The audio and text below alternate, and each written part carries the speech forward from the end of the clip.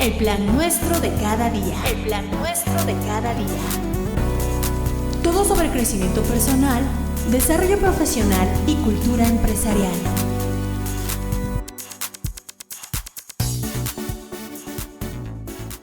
Hola amigos, ¿cómo están? Buenas tardes, noches, días, madrugadas, tal vez.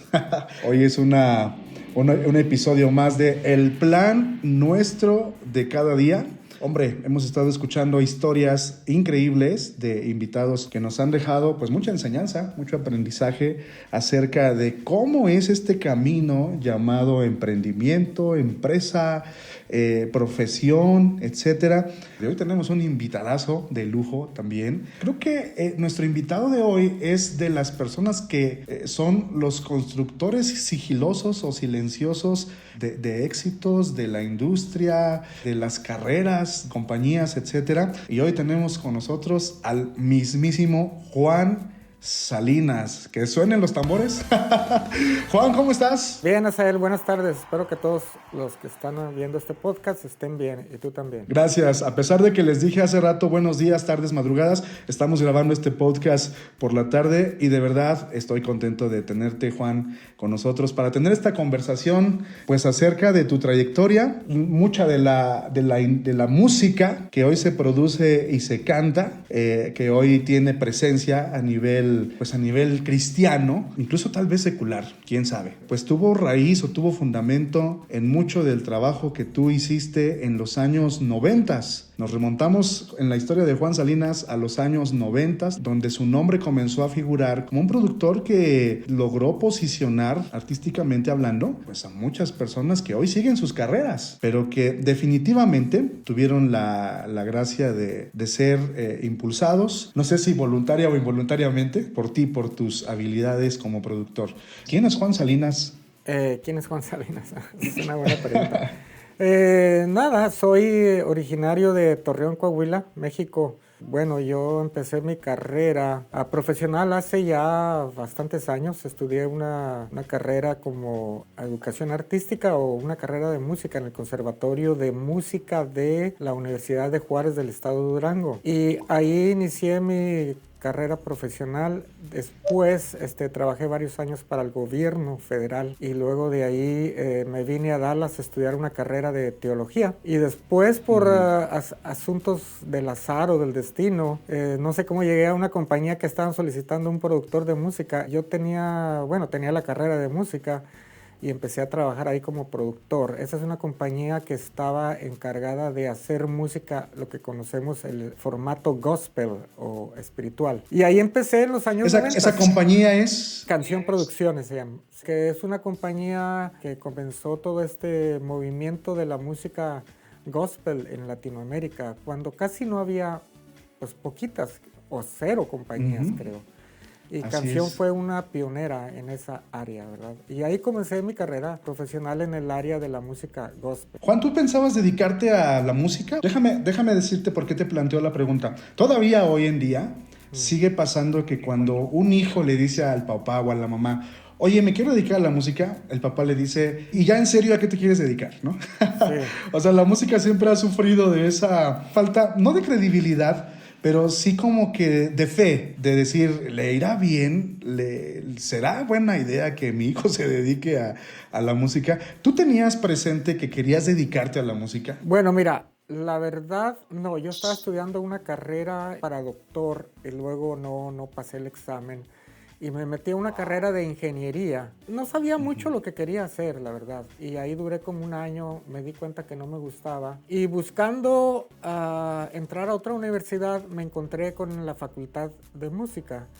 Y ahí encontré un antiguo amigo en la facultad que me apostó a que no te vienes a estudiar esta carrera. Hicimos una apuesta y entonces yo regresé a mi casa porque yo fui a esa universidad. Esa universidad estaba en otra ciudad. Vi esa facultad. La universidad tiene varias facultades. Tiene una facultad de medicina, de ingeniería, de veterinaria. Muchos en mi familia habían sido veterinarios y Yo creo que por ahí mis papás pensaban algo así como que también yo podía entrarle a la carrera de veterinaria, pero nunca me gustaron los animales, ¿no? Nunca me gustó nada de eso. Y entonces ahí en esa facultad yo encontré a esta persona que me apostó y le dije, ok, yo te voy a ganar la apuesta. Regresé a mi casa y le dije a mi papá, bueno, voy a ponerme a estudiar música. Mis papás pues siempre nos animaron a hacer lo que mejor que nosotros queríamos. Y mi papá pues no me dijo nada, me dijo, bueno, ¿cuánto va a costar eso? Pues tanto. Y dijo, ok, ¿cuándo te quieres ir? El lunes, le dije. Y me fui el lunes a vivir a la otra ciudad. Mi papá pues estuvo pagando esa carrera. Me apoyó todo el tiempo. Él lo que quería era que estudiáramos una carrera. Y cuando salí 4 años después, había la propuesta de seguir estudiando para especializarte en un instrumento, en un conservatorio. Y eran 8 años. Y yo dije, oh no, eso es mucho tiempo. Yo necesito ponerme a trabajar ya. Y así que me puse a trabajar para el sistema federal en México. Tenía clases con personas normalistas, kinders, y estaba yéndome muy bien. Duré ahí trabajando 8 años. Como ya pensando un poquito, dije, no me gustaría quedarme a hacer esto el resto de mi vida. Y me gustaría hacer algo más aventado, ¿no? Y entonces ahí se me ocurrió la idea de venirme a estudiar a los Estados Unidos la carrera de teología. Y después al salir, una compañía me ofreció, pero no ir a trabajar en algo de teología, sino en producción. Y como yo tenía conocimiento, pues acepté. ¿Cómo se da esa vinculación? O sea, tú eras músico, estás trabajando como músico y brincas a un instituto teológico. ¿Qué hace que brinques así? En ese entonces yo estaba asistiendo a una iglesia y obviamente en la Biblia hay mucho acerca de la música. Y yo quería saber un poco más acerca de lo de música y Biblia, qué había ahí. Yo veía que la música formaba una parte importante en todas las iglesias, de las reuniones, del servicio, del culto, de la misa, de lo que llámale como tú lo quieras. Entonces yo quería saber dónde se originaba todo eso. Así que por eso me metí a estudiar un poco de teología, que me dio un panorama más amplio de lo que yo estaba interesado, ¿verdad?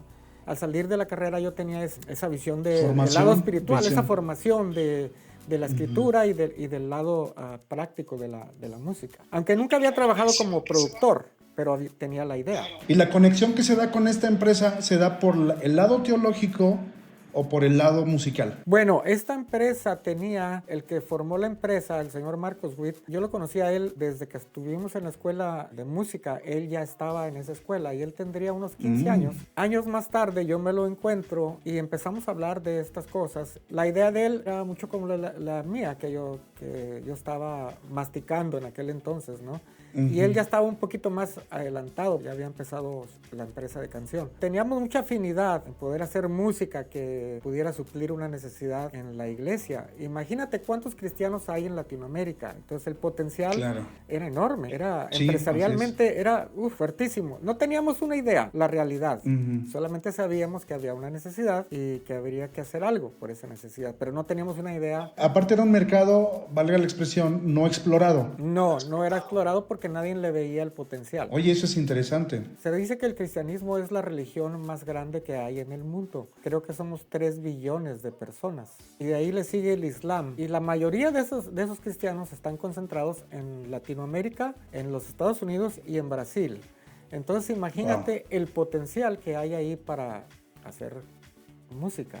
¿Tú consideras que actualmente ese mercado no ha sido totalmente explorado o explotado? Se ha avanzado mucho. Por ejemplo, uno de los logros es que en aquellos años no se consideraba la música gospel como algo influyente dentro de la sociedad. Pero la academia, cuando vio el potencial, lo que se vendía, que los músicos cristianos estaban aportando algo bueno y significativo a la sociedad, buen comportamiento, valores, que nadie más estaba aportando. Tenemos música que es pues increíble, pero no hablan de valores en esas canciones. Entonces los Latin Grammys consideraron eso y dijeron, bueno, esta área también necesita una atención. Y desde entonces, desde el año 2001, 2002, los Grammys dedican un Grammy a esta área. Creo que si no me equivoco, te tocó ser pues pionero en eso. Pero antes de llegar a ese punto, Juan, porque estamos hablando de año 2001 y tú comenzaste tu carrera, ¿qué será? Más o menos como productor año 90. Comencé a hacer producciones desde que yo estaba trabajando como maestro.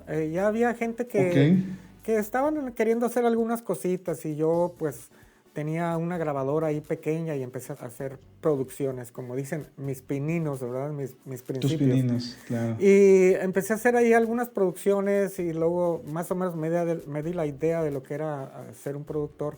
Después me fui a estudiar la carrera y regresé y en el año 90 me dediqué de tiempo completo a ser productor de música. Ya con esta empresa. Sí, ya con canción. Esta empresa, con canción. Acabamos de hablar y decir que era un mercado no explorado y ya tenías también una visión pues tanto espiritual como musical acerca de qué querer hacer.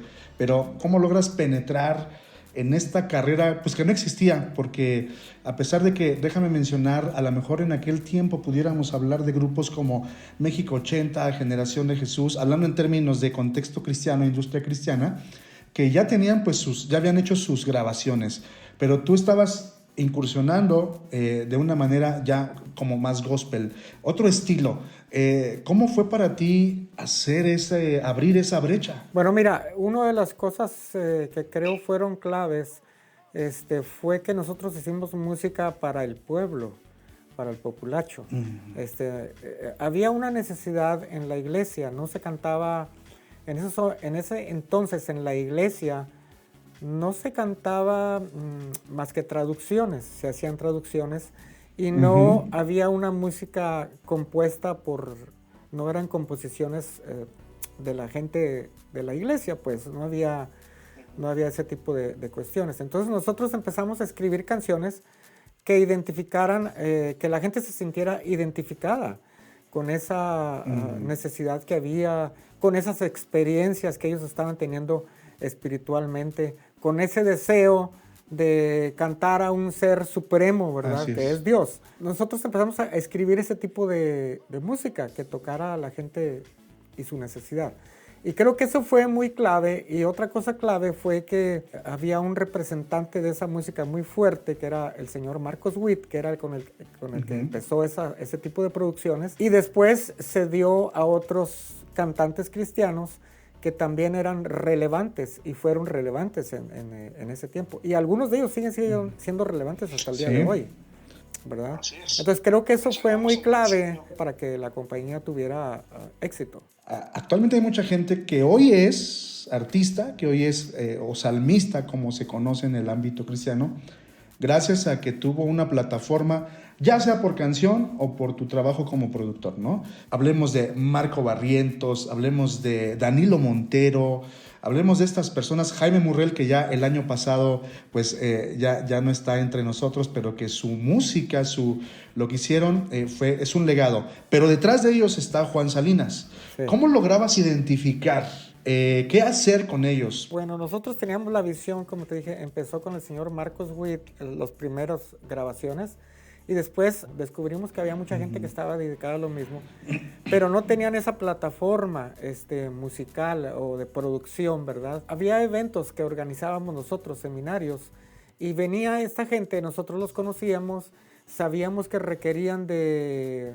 ayuda, vamos a decir, o de un impulso, y nosotros teníamos ya un equipo de trabajo dedicado a hacer música, y no solamente a hacer música, sino a promoverla, a venderla, lo cual era un equipo de trabajo formidable porque entonces esta gente venía y tenían esta plataforma. Siempre estábamos buscando gente que fuera afín a lo que nosotros estábamos haciendo, que tuviera la misma visión y la misma dedicación. Y obviamente empezó a llegar mucha gente que veíamos que no tenían esa dedicación, no estaban dedicados de tiempo completo, no tenían la visión. Había varios elementos que, vamos a decir así, se oye mal, pero no los calificaban. Te dabas cuenta que no, esta gente no es para eso. Y se oye feo, pero yo siempre les digo a la gente, mira, a lo mejor tú eres bueno para vender tacos y no para cantar. Y porque quieres cantar, estás perdiéndote el gran negocio de la venta de tacos.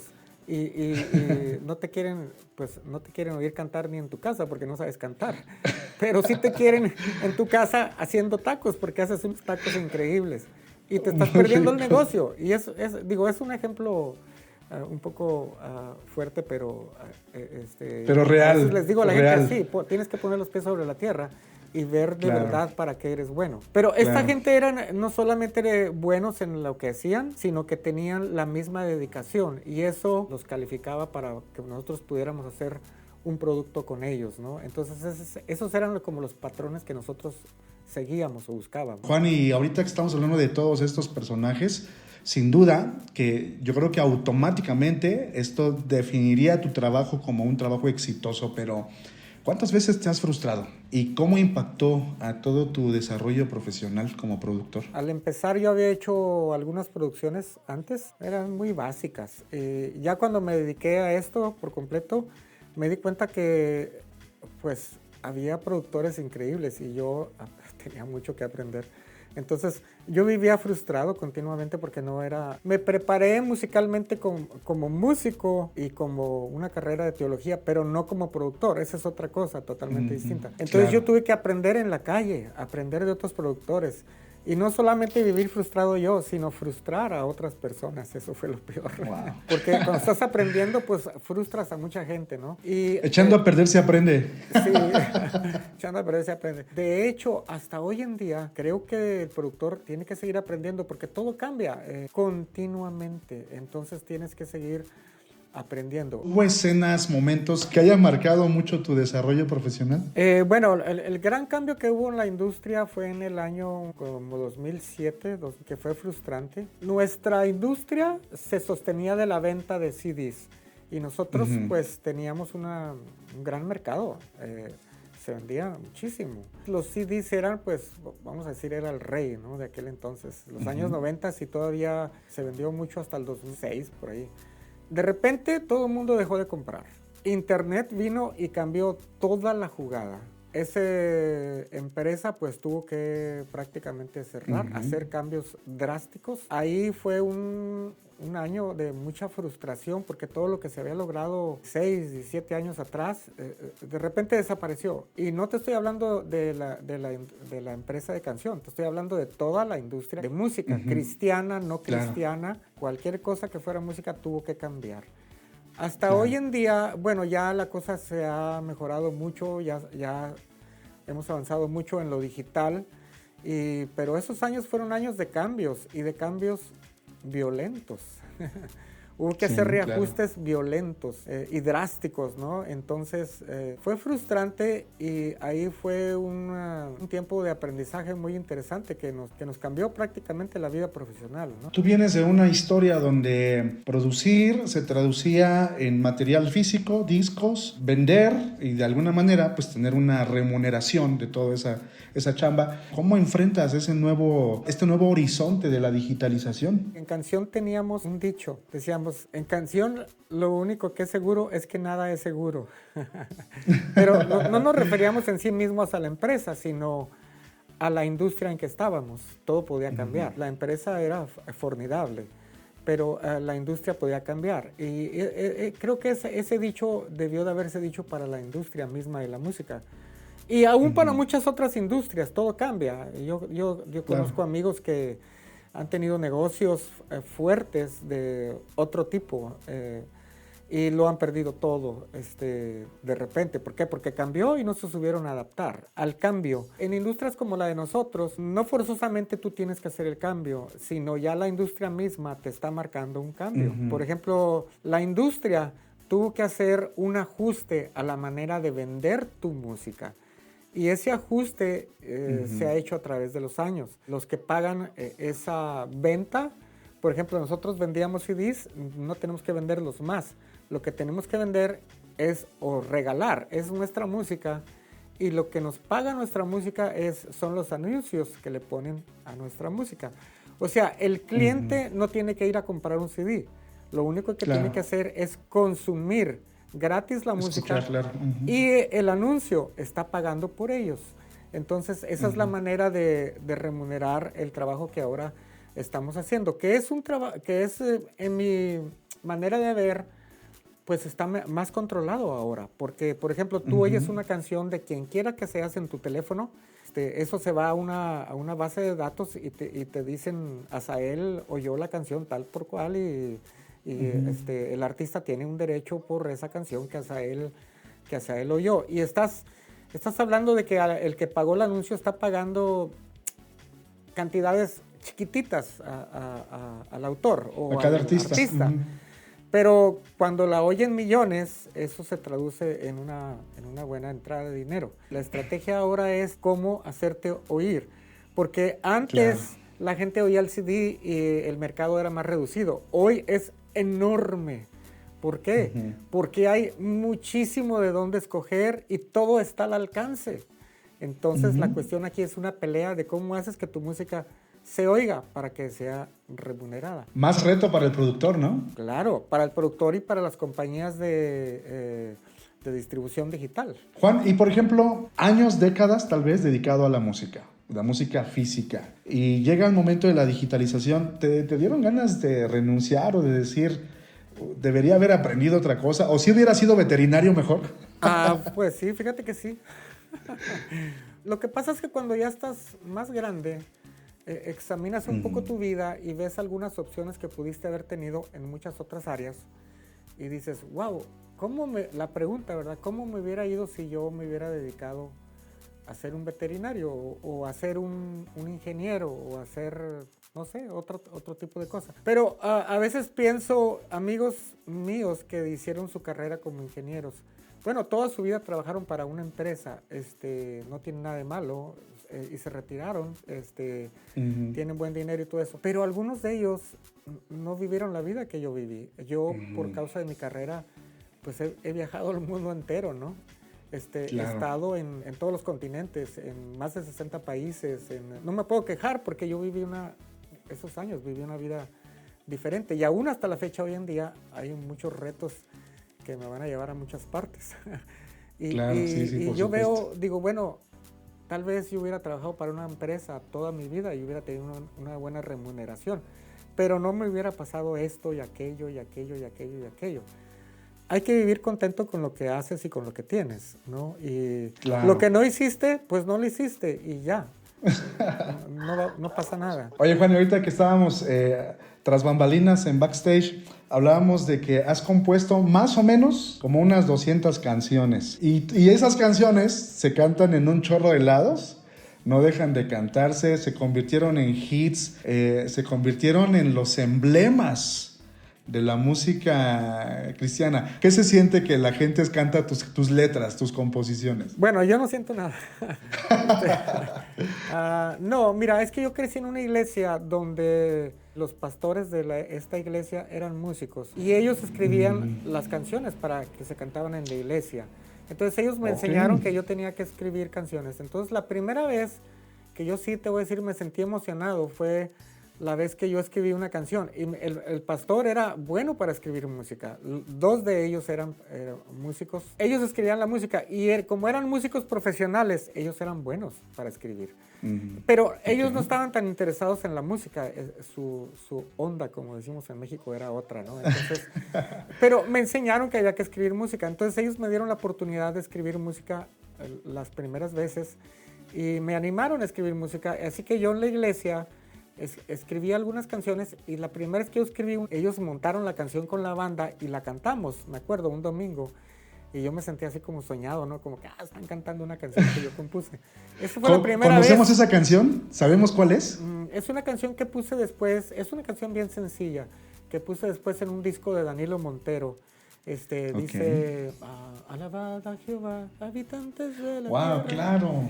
Y la puse junto con una canción que mi pastor compuso. Y el pastor compuso esa canción que está ahí, que dice, pueblos todos, tu pastor compuso esa canción. Él compuso esa canción. Entonces las puse las dos juntas, porque eso era muy significativo para mí. Ahí fue donde yo me emocioné un poquito por esa canción, pero después ya se me hizo normal, porque ya vi que la gente las cantaba y pues ya componía canciones y la gente las cantaba. Canciones favoritas, pues no tengo así como que una. Tal vez Será llena la tierra. Esa canción me gusta lo que dice. Y que ha sido emblemática en el mundo cristiano. Sí, bueno, esa canción tiene una historia muy interesante porque fíjate que... A ver, platícanos. Fíjate que a una persona que hacía un congreso muy importante en México, me pidió, escribe una canción para el Congreso, y el Congreso estaba hablando de misiones. Entonces yo le envié la canción y él me regresó la canción diciendo que la canción estaba bien fea. Que nunca nadie la iba a cantar, me dijo. Nunca nadie va a cantar esta canción. Esta canción está muy fea, me dijo. Entonces, Marcos Witt le gustó la canción y él dijo, bueno, está bien que no la ponga como la canción tema o lema del evento, pero nosotros la vamos a cantar, dijo, de todos modos. Pues la cosa fue que la canción pegó, pero como loco, y se olvidaron de la otra canción lema que ellos habían puesto. Y que había compuesto seguramente el que la rechazó. No, sí, bueno, la canción lema que ellos pusieron había sido una traducción. Así que esta canción de repente se hizo súper popular. Y hasta la fecha, hoy en día, pues la siguen cantando. Estás hablando de una canción que escribí hace casi como 30 años. Sí. Mucho. Que se hizo famosa por la grabación que produjiste para Marco Barrientos. Sí, bueno, Marcos Witt la hizo famosa en ese entonces y después Marco Barrientos la grabó y la hizo mucho más famosa, ¿verdad? Déjame contarte que cuando yo era niño nos íbamos a las casas de música. Sí. Pues ya sabes, a buscar las cuerditas, a buscar las baquetas. Yo no sé cuántas veces nosotros y mucha gente que llegaba a probar sus guitarras, probaban el instrumento con ese arreglito, la entrada. Muy peculiar de esa canción. Era como cuando en las películas de Batman, ¿no? Escuchar la batiseñal, era así. O sea, la gente tocaba eso y se acercaban. Y creo que desde ese momento, ese sonidito, que no sé si tú lo arreglaste o quién lo metió, se convirtió en algo emblemático de la música cristiana. Sí, ese arreglo lo hizo creo que Marcos. Él fue el que le metió eso. Dijo, esta canción le queda algo así como latino, y le puso el tan, tan, tan, tan, tan. Fue la idea de él. En ese entonces lo que nosotros hacíamos, junto con la melodía de la canción, hacíamos algunos, lo que se llama en la música, licks o hooks, que pudieran identificar a la canción. Y hicimos varios. Yo hice otra canción que también tiene un lick. Pon aceite, mi vida, Señor. Claro. Tan, tan, tan, tan, tan, tan, tan, tan, tan. Esa entrada. También la gente nada más oía esa entrada y... Sí. Platícanos la historia. ¿Cómo haces un lick? ¿Cómo lo ideabas? O sea, ¿se te ocurría? ¿Te ponías a practicar? ¿Qué hacías? Para hacer un hook, no, mira, es que yo fui criado antes de ser músico cristiano, pues yo obviamente oía todo tipo de música. Una vez oía Elton John, que él dijo que la música tenía que ser fresca, y dijo que él no pasaba más de 20 minutos escribiendo una canción. Que él, si tenía una idea, él se sentaba con una persona que era el liricista de él, y la ponían enfrente y trabajaban en la canción. No más de 20 minutos. Si la canción no salía en 20 minutos, ellos se ponían a trabajar en otra cosa. Entonces, ¿por qué? Porque la idea de él era que fuera fresca. Y esto se me quedó muy grabado. Y otra cosa que yo aprendí, había dos compositores, Lennon y McCartney, que ellos te daban muchos tips de cómo escribir música, y uno de ellos que yo recuerdo fue que ellos escribían canciones que ellos dijeron, si nosotros no nos podemos acordar de las canciones, porque no había grabadoras en esos días, así que tenías que componer la canción y grabártela. Dijeron, si nosotros no podemos acordarnos de nuestras canciones, nadie más se va a acordar de ellas. Entonces tenían que hacer música que fuera con un hook, y ellos otra cosa que hacían era que le ponían el hook al principio de la canción, y así hicieron un montón de canciones, como sí, la mayoría de su música, ¿no? Infinidad. Y entonces todas esas ideas yo las tuve que aplicar a la música, porque yo pues eso estudiaba. La Biblia dice una cosa muy importante, dice, el docto es de pujante vigor. O sea, la persona, está hablando que la persona docta, la persona que se educa, es de pujante vigor. O sea, que nunca se le acaban los recursos. Mientras más te educas, más recursos tienes para echarlos a andar en tu propia profesión, ¿no? Y en mi profesión, como músico, pues yo tenía que aprender de todos estos autores, de toda esta gente, y hacer lo mío propio. La verdad es que el conocimiento, cualquiera que sea de música, sea de ingeniería, sea de lo que tú quieras, se pasa de generación en generación. Oye, Juan, hace rato mencionaste acerca de la academia, de los Grammys, y no sé si me equivoqué, tú me corregirás, pero creo que fuiste, junto con Marcos Witt, el primero en la música cristiana latina en recibir un Grammy. Fue a abrir la brecha, porque ahora ya cada año se premia a muchos otros cristianos. Te tocó abrir esta brecha. ¿Cómo fue esa experiencia? ¿Cómo te sentiste que tu música salió nominada y que después saliste premiado en los Grammys? Bueno, mira, por esos años nosotros teníamos la filosofía de esas cosas son del mundo y que no había que ponerles atención. Y así que cuando nos dijeron que iban a nominar, yo me acuerdo haber visto un documental en la televisión donde estaban hablando de lo increíble que era la música cristiana y de cómo llenaban estadios, un programa que tenía bastante reputación. Muchísima gente vio ese programa. Y me acuerdo que lo vi y dije, wow, pues es cierto, la música cristiana está teniendo mucha influencia. Y recuerdo que por esos entonces nos nominaron a un Grammy, pero como teníamos esa filosofía que todo esto era del mundo y que quién sabe qué, no le pusimos atención de para qué vamos a andar ganando Grammys.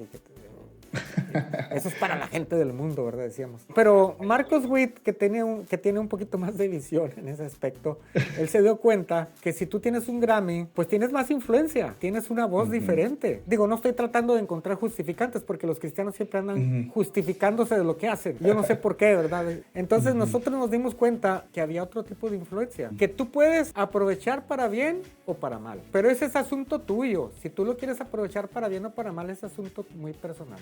Y me acuerdo de un comentario que hizo el líder de la banda U2, Bono.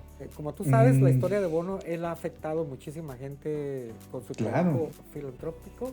Y le preguntaron, ¿por qué si tú eres un rockstar no vives la vida de un rockstar? Los rockstars viven en drogas, mujeres y no sé cuántas cosas.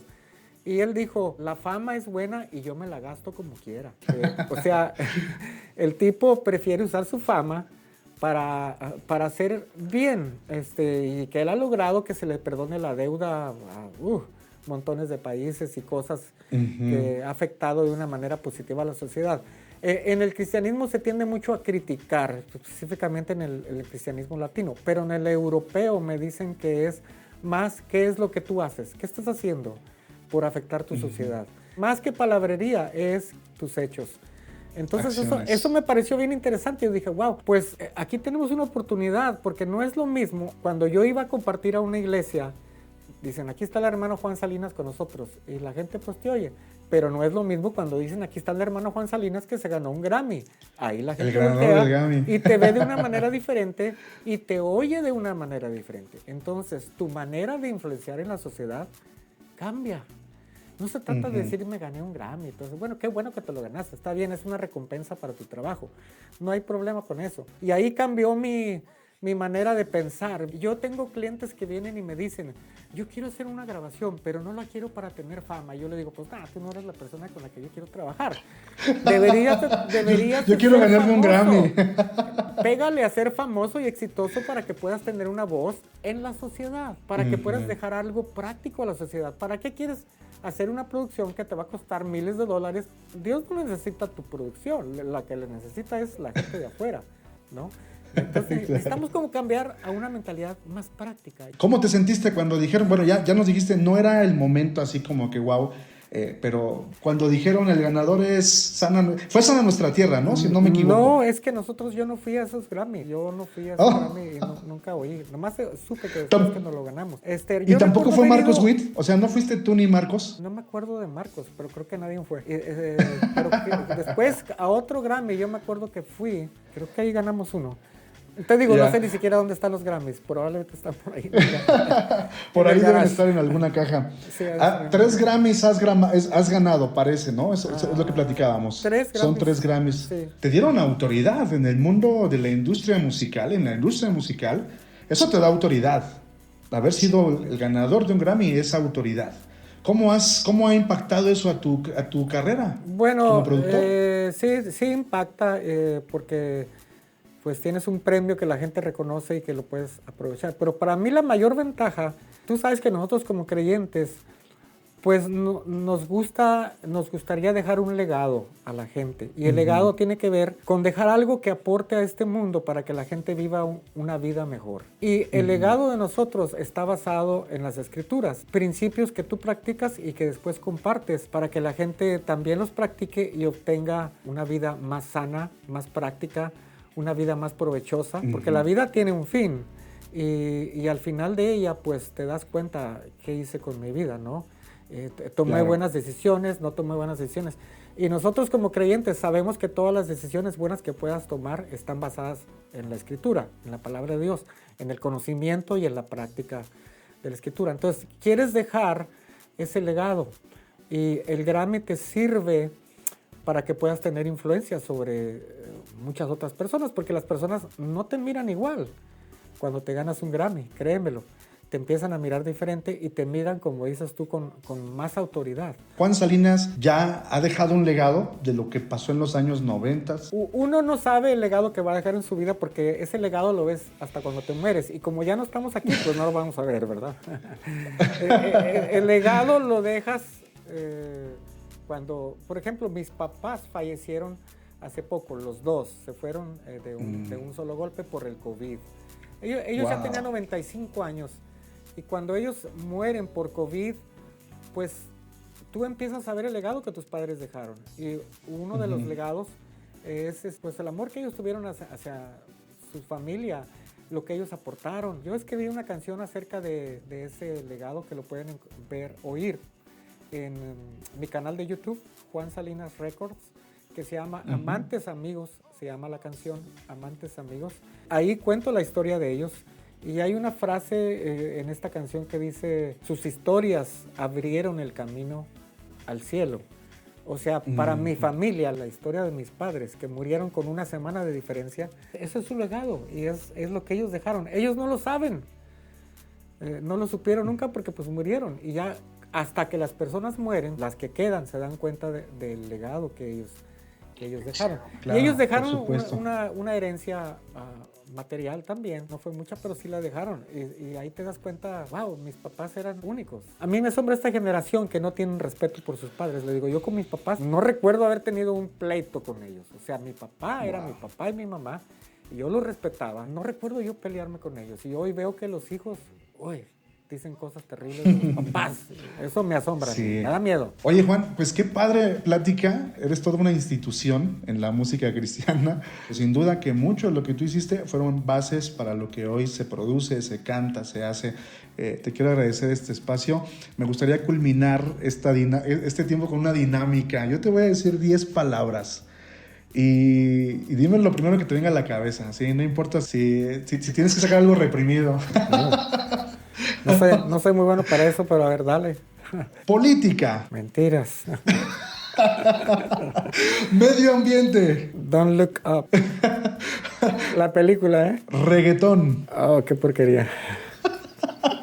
Amistad. Hay que buscarla. Metaverso. No sé qué es eso. Dinero. Eso es lo que quiero. Bitcoin. Estoy estudiándolo. Tecnología. Nunca pares de educarte. Música. Regalo del cielo. Familia. Bendición de Dios. Juan, una última palabra. Siempre viene a mi mente ese verso. El docto es de pujante vigor. O sea, traducido, si te educas, tus herramientas van a ser interminables. Hay muchísimos jóvenes que las redes sociales les pintan que puedes ser millonario por ver Instagram o por ver YouTube. Pues sí, hay cierta educación ahí, pero no es la educación que ustedes necesitan. Ustedes necesitan educar su mente de una manera diferente y distinta. Y el potencial que tú vas a tener al educarte va a ser increíble. Y la aportación que vas a dejar. Acuérdate que la vida se va y se va rápido. Entonces les animo que esos sueños que tienen, esas empresas que quieren hacer, seguro que se pueden hacer. Inténtenlo una y 1000 veces, y si fallan no hay problema, levántense y sigan adelante, pero no paren por educarse. Eso es definitivo para sus carreras, y que Dios los bendiga. ¿Nos puedes mencionar tus redes sociales? ¿Dónde pueden seguirte? En Instagram estoy en @JuanSalinas007, en Facebook es igual, Juan Salinas 007 o Juan Salinas Page página. En YouTube me pueden encontrar en mi canal Juan Salinas Records. Pueden buscar la canción Amantes Amigos por Juan Salinas. Estamos poniendo música cada semana. Este ha sido un episodio más de El Plan Nuestro de Cada Día. Nos vemos en el siguiente episodio. Adiós. Esto fue El Plan Nuestro de Cada Día. Llega a ti por cortesía de 360 Global Project y Cristal Líquido, agencia creativa.